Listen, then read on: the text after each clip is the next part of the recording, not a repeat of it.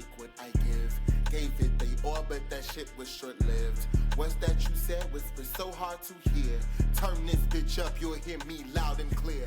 King shit, these hoes cannot take what I give. What's going on, y'all?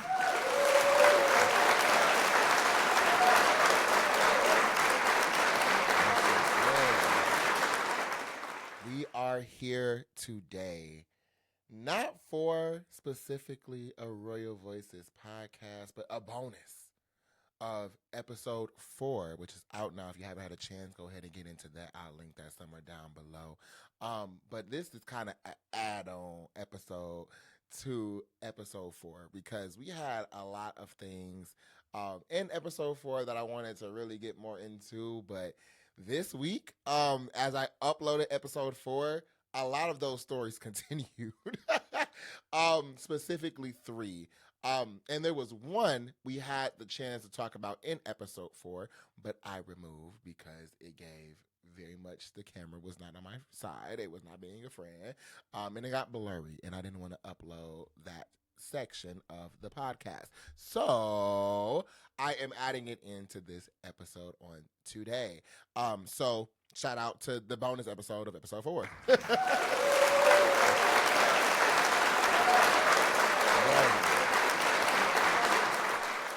So in today's bonus episode, we have 3 things to get into. But before we get into those things, make sure you stay up to date with all things going on in Kingdom.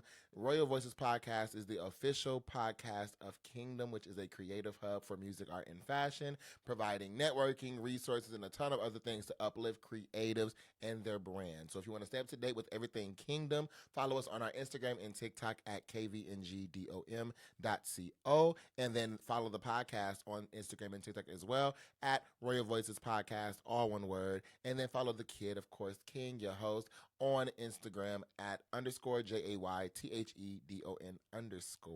And you can find my link tree in the bio to all the other links that I have in creatives that I do. Now, I don't waste no time. Y'all, I want to clock today a little bit, but I had to get this added in here because it was just a lot of things I felt we needed to really get into. And I think a lot of these stories on today really lean into the artist's journey. And I really want to highlight some of those things. So first, as always, I do want to give an update. As I mentioned before in the last episode, I would give some insight about the presidential updates when it comes to 2024 presidential election. So real quick, did we all have a chance to watch the debate? Yeah.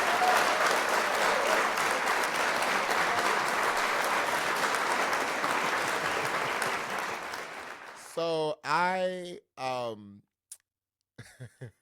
the debate, right? So I took the liberty to sit down and watch the whole 2 hour and a half, with like commercials, it was like 2 hours, but I think hour and a half of the presidential debate between Kamala Harris and Donald J. Trump.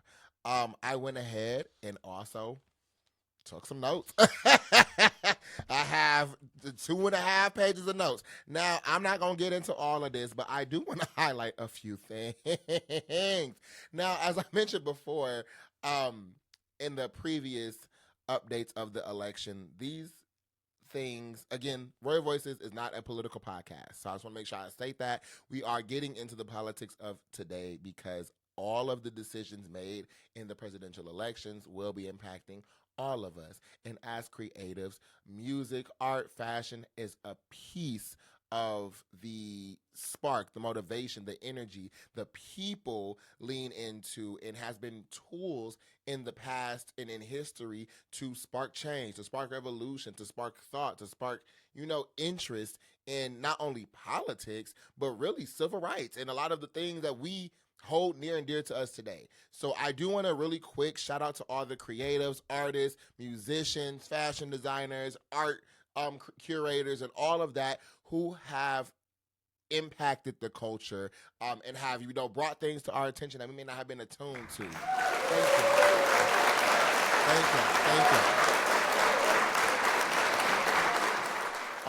So real quick, as I mentioned before, the previous podcast I talked about how things are neck and neck, and it's still looking like that even after this debate. Now I have to say, um, I don't think nobody was really thinking about how this debate was going to turn out. Okay, I think we all knew going into this debate what we were going to get.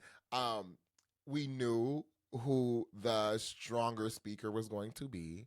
We knew who were going to start, getting away from the politics, but more so getting into the rah rah and theatrics that they've been doing this entire election and have done in previous elections. So this debate really wasn't about, at least for me, it wasn't about trying to see who has the stronger policies and stuff, because y'all, we know. And at this point, if you don't know, I would encourage y'all to go and learn more. Google is free. Vote.com, Vote.org. Learn about these policies, learn about the people, learn about the candidates that you're going to be voting for. Not because of TikTok, not because of social media, but because you made educated decisions. And think to yourself, how do they plans? How does the work that they want to do impact my day to day? Because I'm seeing a lot of people making voting decisions because of their friends, their family, their patterns of what they usually, vote for, but nobody is aware of what they're actually gaining from these presidents. I'm seeing people, and again, no shade to nobody. It's just I'm just seeing people advocating for things that hurt them in the long run. So I would just again really encourage y'all to go ahead and read.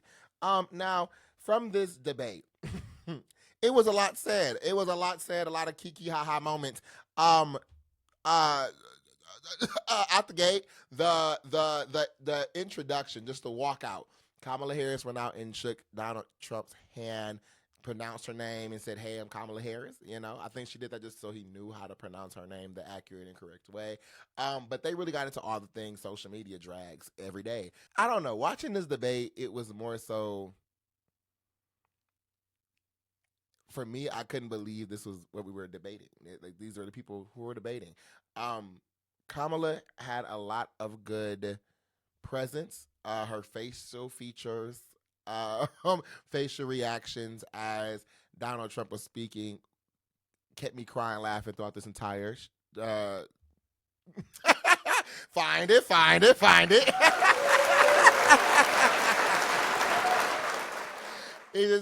That was really my reaction watching this whole time, was just trying to be like, this is really debate. But Kamala, hilarious person. Trump, a key in himself, child. So a few of the things that I wrote down. The first one was hold on. Oh, okay. So the first one was eating dogs and cats in Springfield. They did do a live chat. So the first one was eating dogs and cats in Springfield, Ohio. They did do a live check in the moment of Donald Trump saying that people were eating dogs and cats in Springfield, Ohio. And they said there's no reports, there's no knowledge of any of that going on. Now, shortly after, because I'm also part of a Discord with some lovely people who give me a lot of just insight when it comes to politics and just understanding how the U.S. operates and things we've done in history and things we've done, throughout our time in this globe. I'm just being very transparent. So I want to shout out Chewbacca on TikTok. She is a great educator. I would encourage y'all to go ahead and check her out. They call her Chewy sometimes. Her name is Billy. Go ahead and follow her on Instagram. Get into the Discord. Get into the Patreon, because again, she put up receipts. She gives you a lot of history, because again, media on both sides can manipulate your mindset of understanding. So I do want to make a note. There was a report of a woman eating a cat in Canton, Ohio. I had her name pulled up, but I don't want to you know, bring further attention to her. But I do want to make sure people know this was a story. So please go ahead and take the time to look into that. It was a woman in Canton, Ohio, who was alleged to be eating a cat. And when the police came after her cousin caught the police because she witnessed her cousin doing things on live. Once the police arrived, she was kneeling down in front of a cat, and she had like cat fur on her face. So, again, Google is free. Canton, Ohio is where that happened, and that was a thing. The lady was not a immigrant. That was the biggest part that I think Donald Trump was trying to push, and that was his whole thing, this entire debate, were immigrants in the border. I'm not sure why fear-mongering is his tactic, but I want to just say here and state very clearly, immigrants by nature are not criminals. Immigrants by nature are not rapists. Immigrants by nature are not sexual predators. Immigrants by nature are people. Okay? Now, just like there are American people who do off the wall crazy ass shit, other people in other countries can also do crazy off the wall shit. But it's not a safe thing to generalize a group of people because you are upset of their presence. That's like saying all black people are thugs. That's like saying all white people are racist. That's like saying y'all cannot sit here and continue to generalize communities of people from varying countries because they're immigrating to the United States. Now, legally, I do advocate for people having that legal process done in order to come to the United States to have, permanent citizenship. But I also understand how fucked up that process is. I understand how a lot of it is trying to keep people out of here. The same way I say, oh, you can go ahead and vote, black people, but then I go ahead and add in things you don't understand. So now because you can't read what I'm putting in here, you not making educated decisions. If you got to pass a test in order to vote, you're going to fail the test because I set you up that way. So I do understand the legal processes. By all means, please go through those legal processes and do things the right way. But I also understand when people recognize the systems that are designed to help you go against you. I understand that. So if you got to find ways to get around that, but I'm just saying, I'm not going to advocate for criminality, but if you're fleeing a war, if you're seeking asylum. Anyway, I just noticed Trump's whole presence on that stage was basically trying to scare people into being concerned of who is coming over the border. Don't get me wrong, there are tons of crazy shit in the world that we have to be attentive to, but again, fear-mongering is not the way to go about that. They also had a few discussions that I did see points Trump was making. So when it came to the whole discussion about Ukraine and Russia, Trump took me out because I said, okay, you ate this little one thing. They were talking about relationships with Putin and, the leader of Ukraine, all that kind of stuff. And Trump said something that made me laugh so hard where he said, I don't know if people realize or even think about it, but Putin has nukes. And y'all, when I say I cackled, I cackled. I cackled. Because he has a point. Putin, if he get mad enough, if we piss him off just enough, all he got to do is press a button. And half the U.S. gone in one sweep. I'm not trying to scare nobody. I just don't think people really understand just how quick things can get spooky. I don't think people understand. Realize that it's a little bit political and this can get a little bit spooky. I'm just saying. So Trump, he had a point there, because if Russia gets to launching some nukes, here come Korea, here come Iran. and then the U.S. got to respond. And at that point, the globe gone. Okay, and we don't need a nuclear war, y'all. I don't think y'all understand just how OD nuclear power, or just nukes in general. I don't think I understand how powerful those tools are. I don't think y'all understand the lasting impacts of those things. And I don't think y'all understand the widespread growth of nuclear capabilities in the last 20, 30 years, y'all. It's not just a little mushroom cloud no more. Okay? Like, if people get to pressing buttons for real, y'all, the world is done. That's what I mean. I don't think y'all understand these world leaders who are in control of such powerful tools could really wipe out civilization. And I'm not exaggerating. So when y'all see these billionaires, millionaires making bunkers and trying to find out ways to escape Earth in case shit hit the fan, they're not doing that just because it's some fun shit to do. I got too much money on this board. No. They know if shit gets spooky, y'all, we are done. If it really goes the way it... I'm not trying to scare nobody. I just want people to be attentive, because we get so caught up in social media, phones, music, all this kind of stuff. We don't understand really what could be at stake. Okay? So just I gotta commend Trump for that one. I will give him that his 2 cents there was yes. He's very accurate when it comes to that.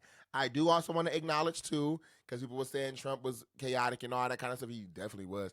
But I also want to point out Kamala during this event gave Annalise Keating vibes. Still, she did. She spoke very well. She addressed a few of the questions, but it was some questions she did dodge, including the last 4 years. She was asked, has the last 4 years been better due to a campaign as that Trump has that asks Americans, have you been improved over the last 4 years? She didn't answer that question.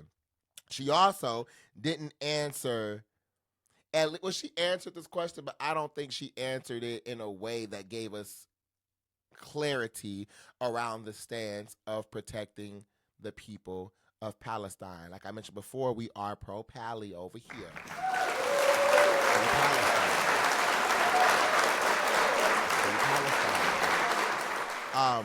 And I know during the DNC convention, they got some flack about not having any Palestinian speakers speak during that event. They also didn't have any in-depth,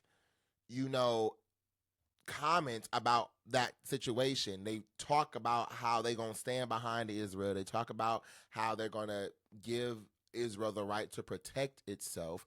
But now Kamala has added the right to protect themselves in due reason, meaning civilians should not be included in this BS, in this mess. I'm a firm advocate. I believe world leaders should scrap and get in the boxing ring, because they have issues with each other and then start sending people of their nations to fight in wars they don't come back from.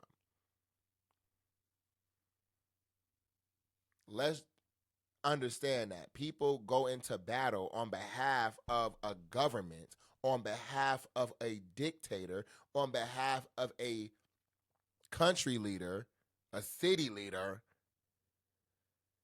all around the world.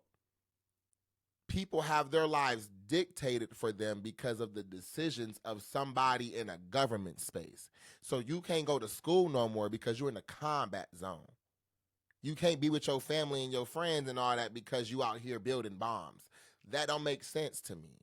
So she didn't really clarify her stance with Palestine, but she did say she wants the people of Palestine to be protected and she wants to rebuild Gaza.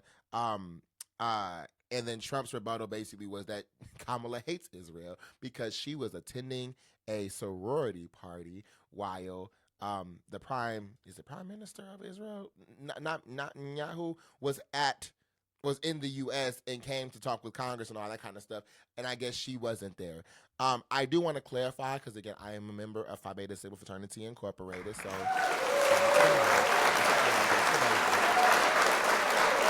I understand Greek culture. I understand differing organizations, and Alpha Kappa Alpha Sorority Incorporated, who Kamala Harris is a member of, along with the other Divine Nine organizations, including Zeta Phi Beta Sorority Incorporated, who are our constitutionally bonded sisters, and the ladies of Sigma Gamma Rho Sorority Incorporated. Um, I understand those spaces. So I want to clarify that Kamala Harris was not at a sorority party. It was not a sorority party. It was not a sorority party. She attended a national conference that members from all around the world come to in order to handle business, give out money to the community in fun cities. When Sigma came to Houston, do y'all know they lit the city up in blue and white for us? Do y'all know how much money we brought to Houston in conclave? Do y'all understand how much revenue is generated from the brothers and sisters of these organizations that come to these cities? And when we are in these conventions and in these sessions, we handle a lot of business, not only for the organization, but thinking about our philanthropic efforts, our political efforts. If there's anything we have the chance to really make an impact in the community on, that is when we as a collective discuss those things. Kamala was a speaker at the Zeta Phi Beta Boule, if I'm not mistaken. Or was it the SGRO one? I think she went to both of those. But they both were having the national conventions, and she was a speaker at both of those conventions. No, it was Zeta ones. The Zetas was having their boule.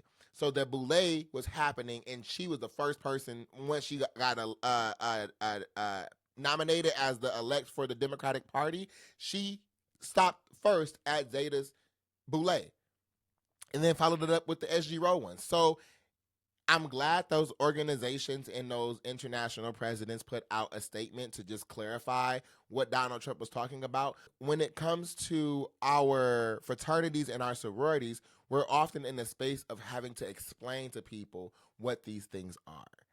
We are having to explain to people the impacts we make. We're having to explain to people just how integral we are, not only in the community, but significantly in the Black community, how integral we've been when it comes to civil rights, when it comes to voting. Okay, we do a lot in these communities. Members of these organizations go back decades. We have prominent people that the world know. Huey P. Newton, George Washington Carver, Congressman John Lewis. Okay, people, and that was just a few from my organization, who have been monumental not only in Black culture, but in the impact of society as a whole. So I wanted to clarify that, because when you say something like she was attending a sorority party, it diminishes so much of the work and the legacy people have put into these spaces. So I wanted to just clarify, she was at a party. She was at a national conference, and it was a speaker at one of the largest gatherings of people, okay?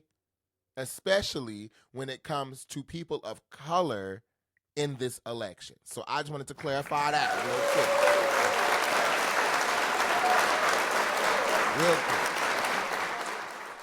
And then she also wasn't very clear when it came to meeting with Putin. She didn't answer the question directly. She didn't say yes, she didn't say no, but she did say, she talked to people. And I'm assuming, she did, because, again, she's been vice president. So I'm assuming they've had connections, but I don't think she was in coercion. I don't think she was in partnership with Putin to lead an invasion in Ukraine. That doesn't make sense to me. But again, it was just a few things she didn't really answer clearly. Again, throughout the night, Trump was continuously being fact-checked. Trump said he had the most votes of any Republican and any sitting president ever. Fact check, according to NPR, Joe Biden is the most elected with 80 million votes, but Trump does have the second highest with 74 million. So again, he just be saying stuff, but I'm glad fact check is a thing. Trump also stated that the United States takes the criminals of every other country and bring them to the United States. That's what Trump said we do. However, the FBI has said crime has been going down this year. And I will say Trump could be on to something when it comes to integrations of communities, with things like the Venezuelan takeovers of apartments has been happening and stuff lately. So to an extent, the more Trump talks, I think he has references to incidences or one-off incidences and forms generalizations that impact everybody. So, for example, with the lady who was with the cat and all that stuff in Ohio, he took that situation and applied it to all of Ohio. When it or to Springfield, Ohio, and Ohio as a whole. When it comes to the Venezuelan takeover, it is people coming over here illegally, and they are allegedly targeting areas with other immigrants and other individuals who don't have citizenship status in the United States to take over their properties because they're less likely to report it to the police because they can't really. It's hard to tell on somebody who came and took over your house illegally when you're not officially legally here legally. You know what I mean? So that's what they're kind of targeting. And he does have a bit of accuracy there, but I feel like he generalizes a lot of things to like blanket statements, and whatever he experiences is what his policy becomes. So because he had that one-off experience, he creates these ideas and these rhetorics that apply to communities that don't really have that same experience or that same, it doesn't have that same, like everybody cannot be the same person, the same experience, you know what I mean? But after he did bring up all the criminals and stuff coming over the border, Kamala countered and said, "Child, the call coming from inside the house, okay?"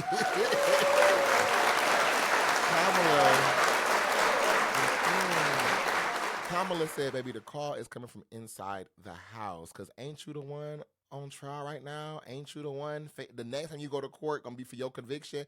She started cooking. I'm not gonna lie. She talked about him bringing the Taliban to Camp David to have negotiations and stuff. And Trump's response to that was interesting because he said he talked to the leader of the Taliban named Abdul and told them, "Hey, stop it immediately." Immediately, there's going to be problems because you're killing people, so stop it. That's what Trump said. He told Abdul, "Stop it, or we're going to have really big issues." And then he also had a statement where he said, Abdul's response was, "How did y'all get a picture of my house?" And Trump said, "Well, Abdul, you're going to have to figure that out." Trump said, "You're going to have to figure that out, child." I said, "Ooh." Now he pulling out the gangster card on you, like, child. But I don't, at least to me, I said, "Oh, that's a little telling." So what you trying to say, Trump? What y'all be doing over there? But that was interesting to see as well. Just overall, the debate was just interesting to watch, and it felt like the whole time Trump wanted to call Kamala out her name so bad. But I could also tell Kamala wanted to call him other words too, because it was a part where she had a long pause, and she said, "But this former president," and she continued to carry on with her demeanor. But it was just like they wanted to say so much that they could not say, because they knew it was inappropriate, or they just knew it wasn't the time and the place. Kamala looked at him the entire debate, but Trump did not look at her not one time. I don't know why. I don't know what the energy was. I don't know why he was, but he was not making no contact eye-wise with her. But again, I do personally, and it's just my 2 cents, I do feel Trump has an issue with the fact that he's going against Kamala Harris. I do believe, in this is just my personal opinion, that he does have an issue going against this black woman. And I do feel he has an issue at the fact that he cannot out debate her. And it's been shown because she asked for another debate, not because she feels she lost, but I think she knows she won and she wants to do it again. But Trump said, nah, trying to give it this mindset of like, you lost. And if you didn't win the first time, I don't want to do a rematch. Trying to pull a little Kendrick Lamar type energy, and it's not giving that. It's not giving that. I don't think no. I don't know. I haven't met nobody yet. I ain't seen nobody yet. Even Republicans, I haven't seen nobody say Trump ate up that debate. I didn't see nobody say that. Don't get mad at me. I'm just saying I haven't seen it, and I try to be very attentive to both sides to see what the vibe is. I've seen a lot of Republicans laughing at that event, and I've seen a lot of watch parties that happened at universities and in bars and all around the United States to just get in tune to this. I have seen people doing live reactions to the debate, and everybody kind of cooking Donald Trump. And this was a part I think Kamala was talking about during her 2 cents of the debate, talking about directly to Trump, where she said flat out, people find you as a disgrace. Members of the military, other world leaders, they don't take you serious, and they want you in a position where they can manipulate you because you don't think things through. Your ego is in your head, child, and you don't do anything in a sense of political standard. It's like if you are not in the forefront of everything, it pisses you off. If you're not the focal point, it pisses you off. And I have to agree because everything he bring up, he bring back to himself. He didn't answer any questions. He has concepts of plans. He ain't got no thoughts. He don't know what he want to do because why? His plan was Project 2025, which he continues to try to distance himself from. But you can't distance yourself from something when all of your friends, people who've worked for you, you've literally been seen in 4K interacting with the leaders of this organization of the Heritage Foundation. You've been in the mix. You are all around this space, and you keep trying to say, I'm not part of that.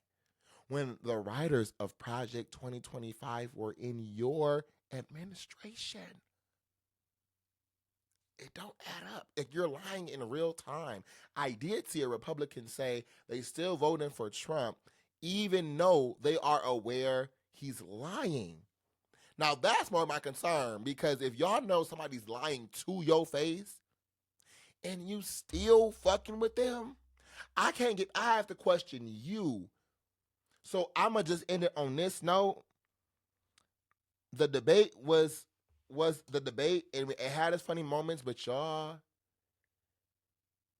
I'm concerned for the supporters of specifically Donald Trump. And I'm saying this because I have never in my life seen people collectively accept somebody lying dead to their face.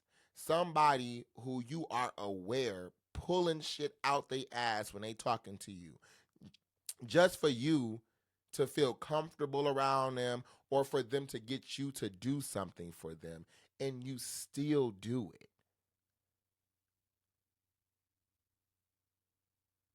I have to ask, are y'all okay? And the more I hear these kind of things, I do have to think, are y'all in the cult? Because for you to be getting lied to your face, say that candidly on camera that you are aware you're being lied to, but you're going to still support somebody who's lying to you.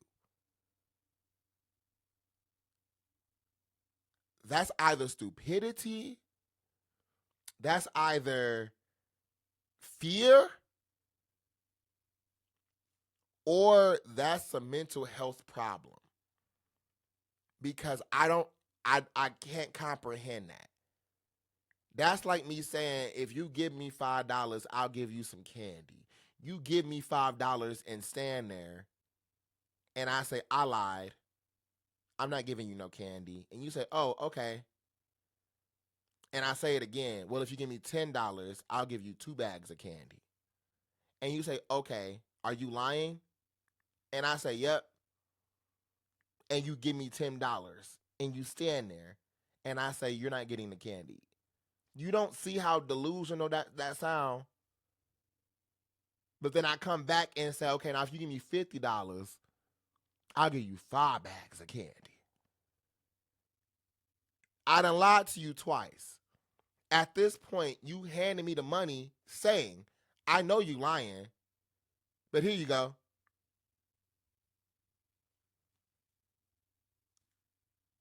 Who crazy here? Me or you? That's all I gotta say.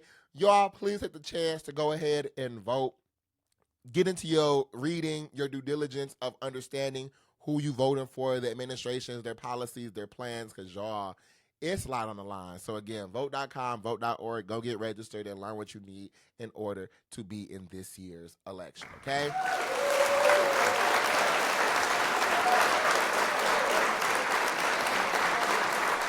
All right, now I'm checking the clock. Okay, we got some time still. Okay, cool. So next I want to get into is Cleo and Ice Spice. Now this is going to be featured in episode 4, but again, the camera was not my friend. So I just want to really recap this really quickly, and I had a part that I wanted to really get into. So if you haven't heard or don't understand what's going on, Cleotrapa, who is a upcoming newer rapper, she used to go viral a lot for videos on TikTok and on Twitter and Instagram, and TikTok and stuff like that now. But she is a rapper doing her damn thing out here in these streets. Shout out to Cleo. And of course, we know who Ice Spice is. She been on for a little bit now. You know what I'm saying? Again, like I said before, I don't really care for Ice Spice, but I have to give it to her because y'all rock with Ice Spice a lot. The numbers, I can't lie. Now, when she fell out with Nicki and them numbers dropped, I said, oh. And all right. Maybe y'all don't feel her the way y'all say I do either. But okay. However, those two have gotten into it because they went on tour. Now, for the story, again, I would encourage y'all to go to Cleotrapa's TikTok. She put up like 6-7 parts of this to kind of get into the detail, but just a high level overview.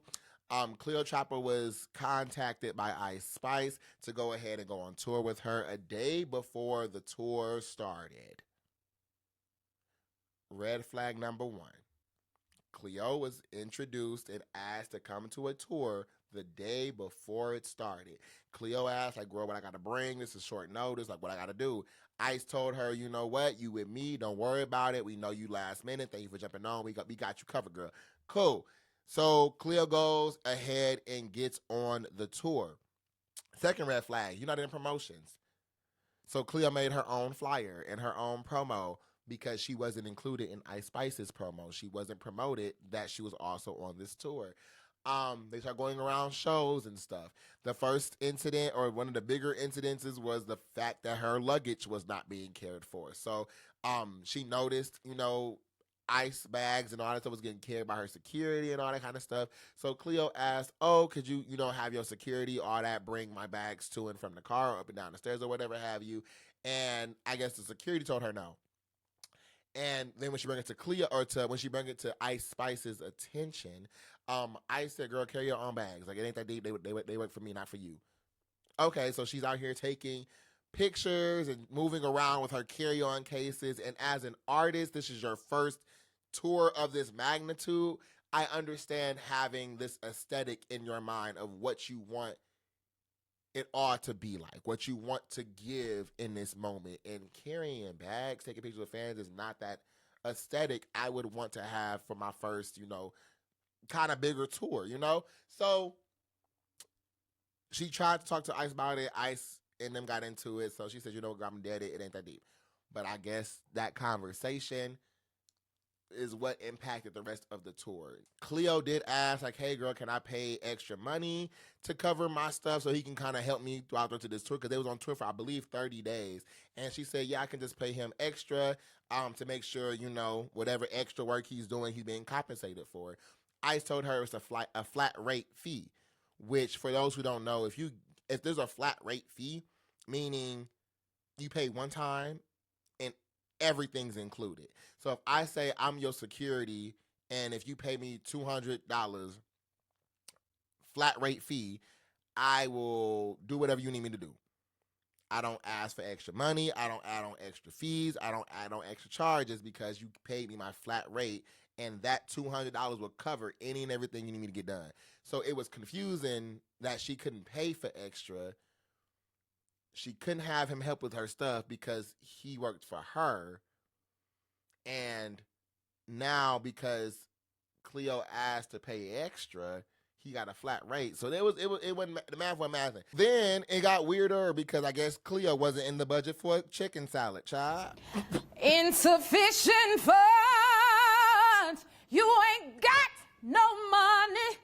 Woo. They did not let her eat because she was not included in the budget for a chicken salad. She also did not eat when they were in, I believe, like a New Mexico, Arizona kind of tourist space, and there were not a lot of places around to eat food from except for McDonald's that she had to walk to, apparently. And while they trying to find out what to eat, the hairstylist and somebody else, Ice and her team went ahead and got some steakhouse food. So it was just a lot going on. She had a few technical issues with her show and all that kind of stuff. So it was like throughout this show, it was like she was kind of being snubbed or like hazed, it seemed like. And I wanted to kind of get into the topic of like artist hazing. I know a lot of people who come into the music industry experience issues like this. Same thing happens in sports when it comes to like rookies and people who are new to the team. You gotta like wash the players' clothes and all this other stuff. I think when it comes to artists, this ego gets in people's head after they've achieved a certain amount of sales or achieved a certain accolade or got a certain award. They get full of themselves, and then they want to go ahead and be, in the mix a lot more. But because of that status and that success, they then go ahead and try to start bullying people they feel is below them or beneath them. And my first mind of thought, the hazing thing I think exists in that industry space is because people want you to prove yourself in that space. They want to see why are you here, because they know how hard they may have worked in order to get where they have gotten, and they do things in order to see are you in that same mentality space when it comes to like the drive, the hunger, the quality of what's going on. Now, and this is just me, no shade to the new people of the world, but a lot of these new artists really ain't got the room to be trying to check chest nobody. Because respectfully, Ice Spice, without TikTok, girl, you wouldn't be here. Okay? No shade, girl, you ain't got a lot of quality music that really do any damn thing for real to be really feeling yourself. That's just my 2 cents. But I'm all for people succeeding, so I'm glad she's successful as she is. Because again, what God got for you was for you. I can't take it away from you. But when it comes to the artistry of it all, you're not in the spot to try to belittle nobody. And unfortunately for Cleo, I think her ignorance of this space was taken advantage of, and that's one thing I really have to commend, because Cleo could have sat there and shut the fuck up. She could have sat there and said nothing.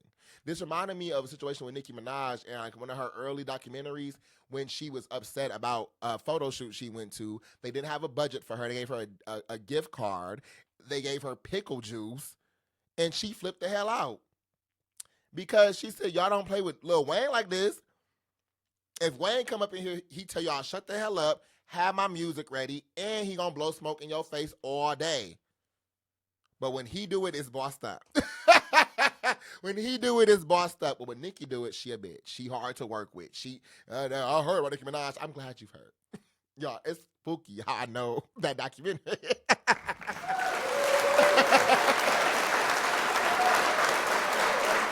But it reminded me of that situation. So I like when artists stand up for themselves, I'm all for it. Please stand up for yourself. Please put respect not only on the things you've done, but I always, even like at work and stuff, I run a lot of things where I work with like college students and stuff like that. And my biggest thing is telling students and telling people, be comfortable in the star and the quality that you are. People around this world get mad at how bright your light will shine. People get mad simply because your presence is in the room. And I'm happy Cleo sat and got through this tour, and then afterward cleared the air and got things off her chest. I'm glad she bring it to ICE's attention. And I think everybody wants to be respected. So when you playing in my face and your whole rebuttal to why you playing in my face is I gave you an opportunity.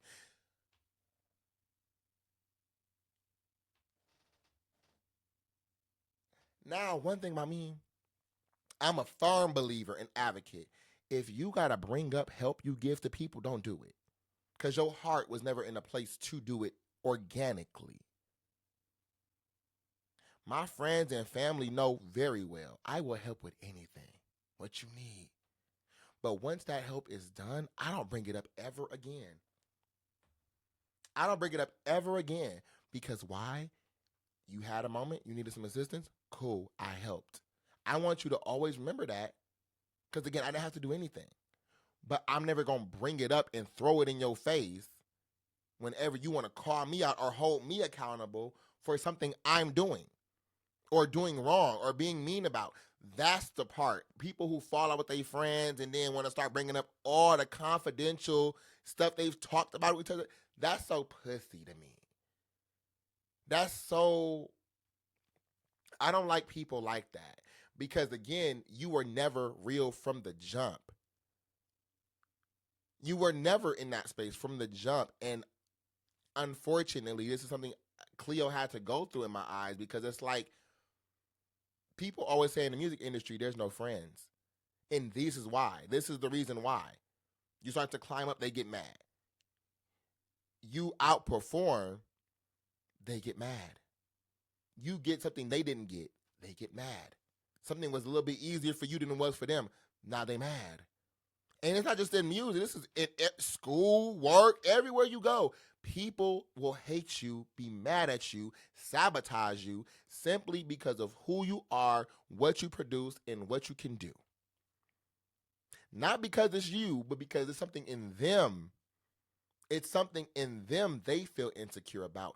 It's something in them they feel they fall short at. So if you have a problem with the fact that you can't ever have your breath control together on stage, but then you bring somebody on your tour who goes on stage and has better breath control than you and is outperforming you because they can breathe better. And I'm not saying this is what happened with Ice and Cleo. I'm just giving an example as an artist. Now you upset because you're getting outperformed by the guests you brought to your tour. That makes you mad. But it shouldn't, because to me, if I'm on tour, if we at King J Tour, this is King Tour, if I don't think you can keep up with me or do better, I don't even want you in my space. I aim to be around people who are at my level or doing more. That's the way you grow. If you look around and you the only one on top, something's wrong. In the words of Jay-Z, over here we say you broke if everybody around you is broke except for you. That's letting me know you have a ego of self. You don't want to be out. You don't want to be outmeasured. You don't want to be outperformed, because usually in spaces like that, if anybody else start outdoing you, oh, now you mad. Oh, now they this, that, and third. Oh, now remember this. That's terrible. So I'm just saying this to any and every artist out there. Stand up for yourself. Know what you bring to the table and know when you are the table.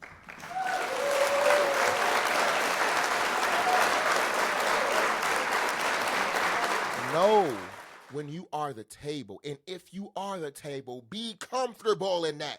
Don't let that hoe, nigga, person of age, status, stature ever diminish your light. Our deepest fear is not that we are inadequate. It is that we are brighter and bigger than beyond anything we can think. Don't shrink yourself because you scared of your potential, because you outshining these other stars in the room. And the last thing I'm going to say, and I'm going to end on this topic here. If you have to sit in an empty, black, dark room by yourself in order to shine, you never was a star to begin with, ho. Let's go there. Again,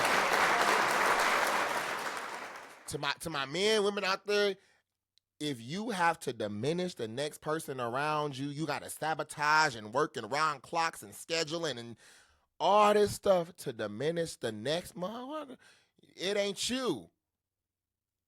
It's not on you. It's in you. And if that what God got meant for you, God got meant for you. So continue to thrive, y'all. Cleo, continue to do your damn thing. Ice, tighten the hell up and get out your chest. If you want to be that girl, go in the booth. If you want to be that girl, be genuine. If you want to be that girl, step your cookies up. And let it be that. But you should have nothing but love for Cleo and the growth she's having. Every artist understands the grind. Every artist aims to grow and be seen and be promoted. Every artist should be able to respect the hustle and the impact of other artists. And the minute you start trying to pull people down in the hope and efforts to uplift you, best believe you're going to fall faster than you went up. And I'm done with that.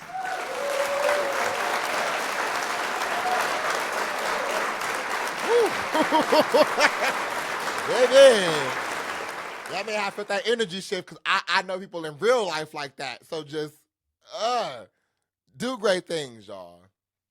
Anyway, last topic, and I'm done for the day. So last story I wanted to get into was Megan in RocNation. I think I talked about this a little bit in the last podcast too, but I believe this come apart was also out of focus. But I want to really clarify real quick. It was alleged that Megan Thee Stallion was replacing Nicki Minaj at the just recent VMAs. I didn't watch the VMAs yet. I've been running around, y'all. So I'm going to get into that and give my 2 cents on that too. But it was alleged that she replaced Nicki Minaj after RocNation called and pulled some strings in order to get her there.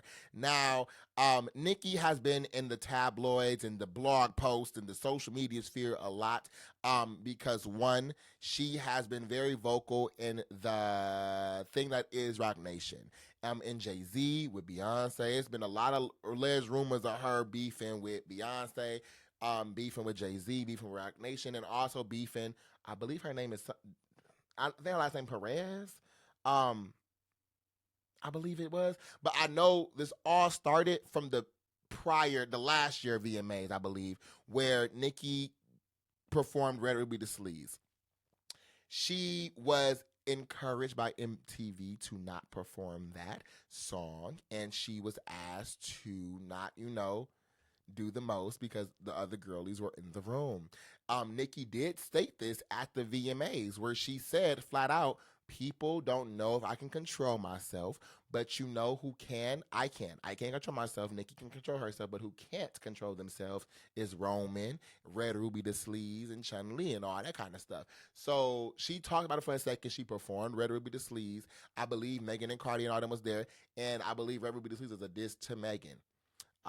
So that was a whole thing, but that did ruffle some feathers. And this year, VMAs, RocNation basically said if Nicki hosting, they gonna pull the people of RocNation from being in attendance. And I'm thinking that was gonna be Beyonce, and Megan Thee Stallion, of course. So I guess it shook some boots because Nicki did get replaced with Megan Thee Stallion.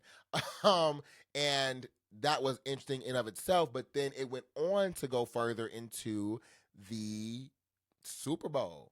And I mentioned last podcast, Kendrick Lamar will be the headliner for the upcoming Super Bowl.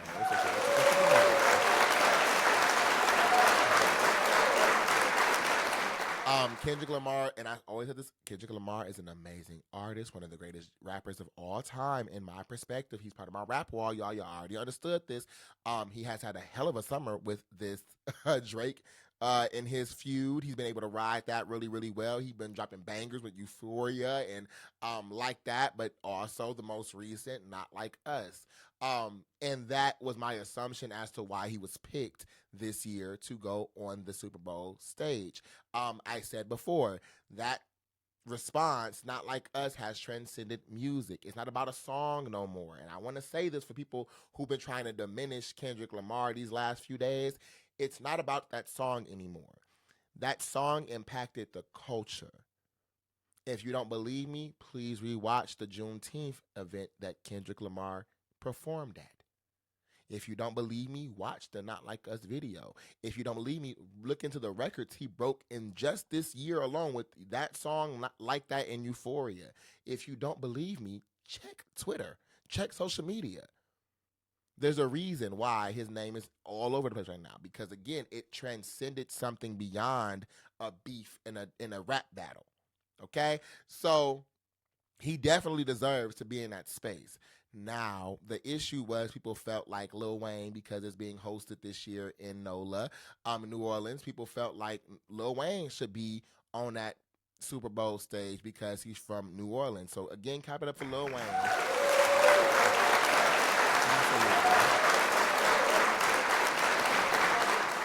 Absolutely. Lil Wayne is also one of the greatest rappers of all time in my perspective, because he's also part of my rap wall. And Lil Wayne is a reason a lot of the culture of rap and hip hop today is what it is. So he definitely has immeasurable impact. Now people were going back and forth about how traditionally the NFL does not pick artists to perform for the halftime show because of their proximity or location of the Super Bowl, but just more so their interest. I believe Jay-Z did go ahead and partner with the NFL in order to help when it comes to the Super Bowl performances. Now, Nicki did mention this in her Twitter rant after it was found out that Lil Wayne wasn't performing. She talked about I can't say that word. I guess one dude took a bag, one man took a knee. Now, she was referring to Colin Kaepernick, and during that year of him not being signed due to him taking a knee during the national anthem, that was the same year Jay-Z became a partner. And people felt a way about him doing that, but his mindset and perspective to why he did partner with the NFL was because he didn't want a situation like that again to happen, and he also wanted to influence the culture to increase inclusion, diversity, and all that kind of stuff. But he does have a handpicked type of impact when it comes to the Super Bowl, and it was alleged that because of his issue, allegedly, with YMCMB, specifically with Lil Wayne for signing Nicki Minaj and Drake, this is the get back. Now, people be thinking these issues are not this deep. I want to say to all the people who consume music, art, fashion, who consumes media, who consumes anything that is promoted by a brand, you are not always in the room when things happen. None of us are. But one thing I want people to understand a lot about these industries, especially when it comes to the entertainment industry, and I said this in the last podcast, money makes the world go round. Take that how you will. I have upcoming music that talks about this as well. But there's a bar I have where I say, Billboard is not bullseye when it's cash in the mix, okay?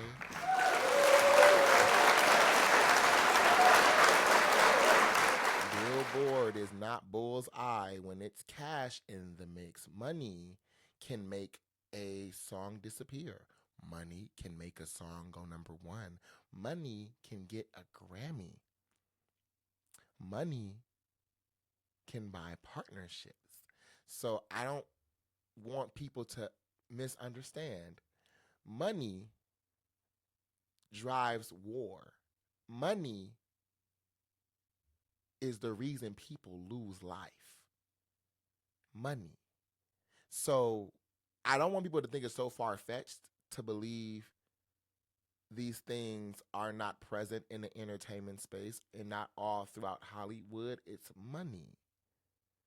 A lot of the events the general public can't even go to because you don't have enough money to go. So y'all have to understand the impact in the music industry when you are in the era where music labels are losing money. When you are in an era where people and labels and corporations make money off their artists' success. You have to understand when you are in an era like that, why somebody like Nicki Minaj is problematic to your bag. Because when I cannot introduce a new wave of female artists, when I cannot now get in the mix of getting my money together for my artists I've signed to my label because of the dominating nature of somebody else who's not on my label, you can see why that's a problem. And Nicki Minaj, like I said before, has been somebody who has defied the odds when it comes to longevity in this game, and I have to give it to her. And not just her, Drake as well, but for female rappers in specifics, it does not. In a point in time, rappers had a shelf life. Female artists had a shelf life. And for somebody to be in the game, dominating, selling out shows, selling out arenas, selling albums, taking the biggest piece of the pie, 20 years in, 15 years in, you can see why it's a problem.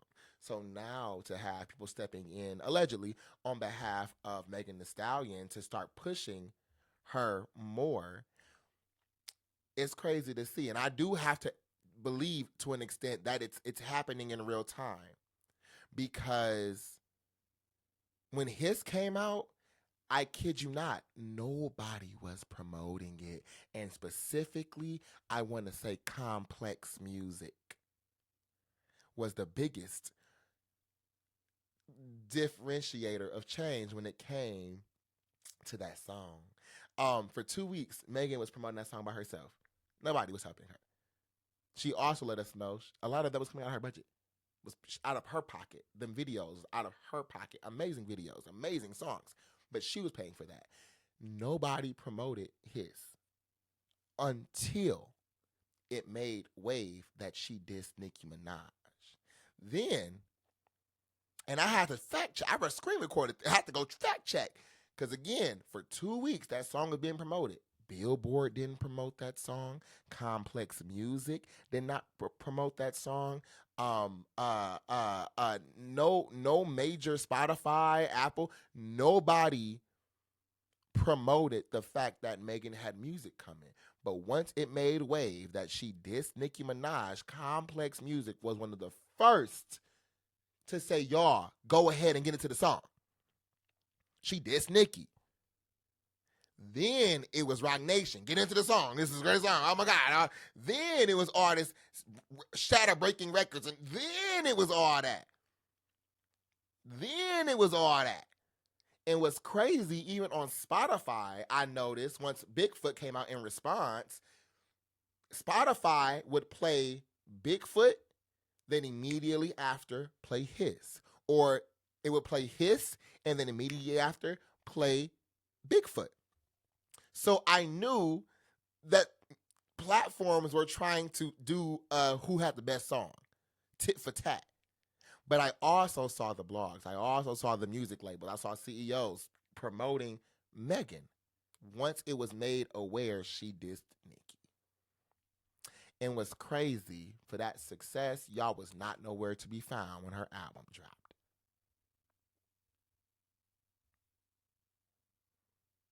And again, y'all do this a lot.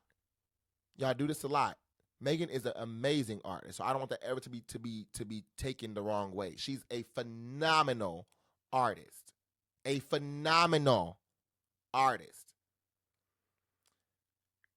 And I don't think she needs help, assistance to do none of this stuff. Just keep doing your music. Keep doing your great shit you doing. Your videos are great. You are talented. Your pen push. But when you are behind, or people are behind you, allegedly, trying to shift the needle for you in your favor because they're upset at somebody else's success, it's not going to last long. And y'all do this a lot where y'all support singles, y'all support moments, and when people put out projects, it's crickets. Y'all did this to Cash Doll. Y'all did this to City Girls. Crickets. Y'all done this to Megan about 3 times. Crickets. So I say all this to say, all these invisible hands that come out to try to promote artists, don't think these are new invisible hands. It's been happening. When people are speaking on the music industry and music labels and people in these spaces who have power and control, not just physically, but spiritually, whether you believe it or not, I have had personal interactions, conversations. I've been in rooms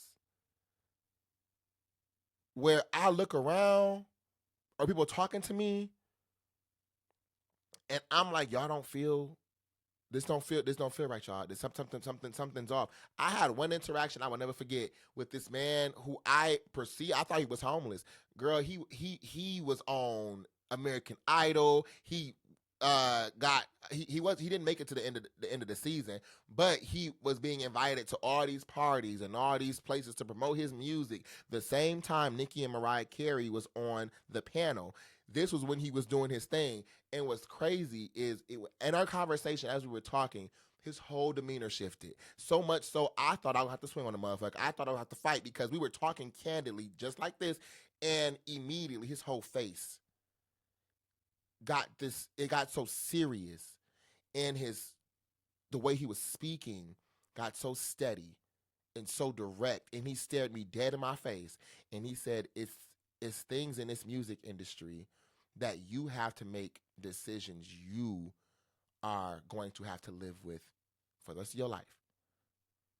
And the decisions you make will potentially positively impact your career or negatively impact your career.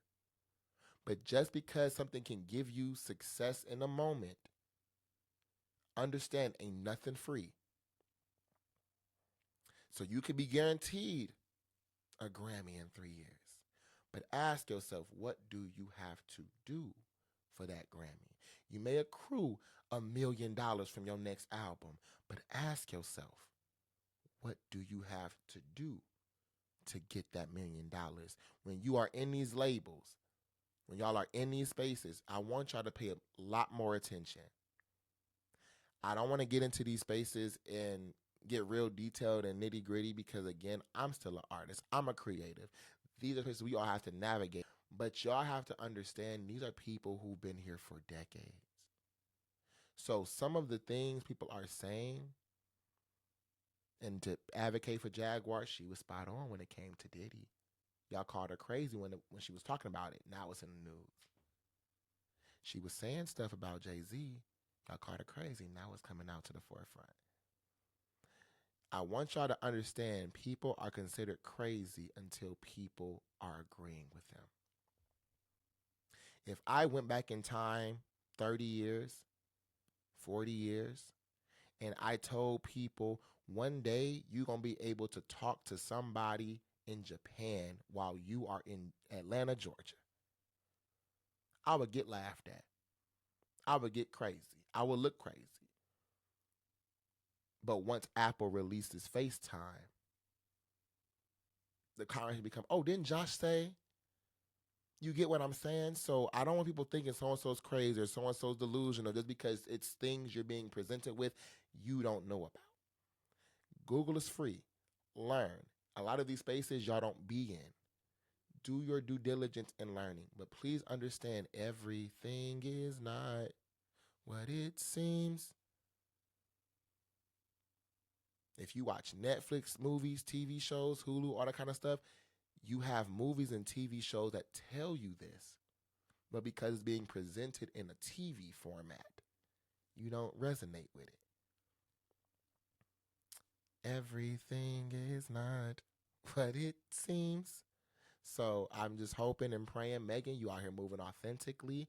You look good from the picture I saw from the VMAs on Twitter the other day. So Continue doing your damn thing. Continue grinding. Nikki, continue doing your damn thing. Continue grinding, because if you ain't pissing people off, you ain't doing something right. Okay? Continue to grow. Continue to thrive. But please, and I'm saying this more so to the public, please learn about the spaces and the people you're supporting. And be discerned. Be discerned when you are hearing stories, when you're hearing and seeing TikToks and videos and Twitter posts and all that kind of stuff that may disagree with what you believe. We get so caught up in what we think we know. But in the words of Erykah Badu, a man that knows something knows that he knows nothing at all. And at any point of this day, at any point in time, what you thought you knew can shatter like that. I'm done. I'm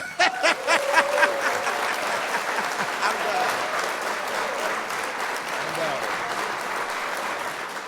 So with that being said, thank y'all for tuning in to this bonus episode of Royal Voices Podcast. Again, it has some extra things to add on. Sometimes I'll add in these things if things are developing real quick in between episodes. So just stay tuned. In order to stay tuned, make sure you go ahead and follow Royal Voices on Instagram and TikTok at Royal Voices Podcast, all one word. Follow us on YouTube as well. This is where we'll be uploading all of our visual podcasts. We will be putting up our streaming versions of podcasts, like just the audio and the vocal of it all, relatively soon. So please stay tuned. Continue to stay up to date with the kid on Instagram at _JAYTHEDON_. My link tree is in the bio to all my music and all that kind of stuff.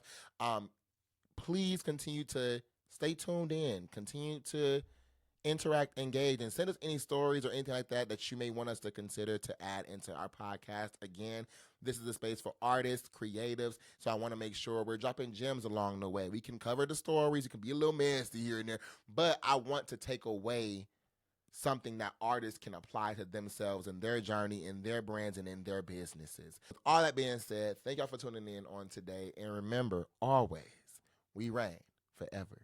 Y'all have a good one.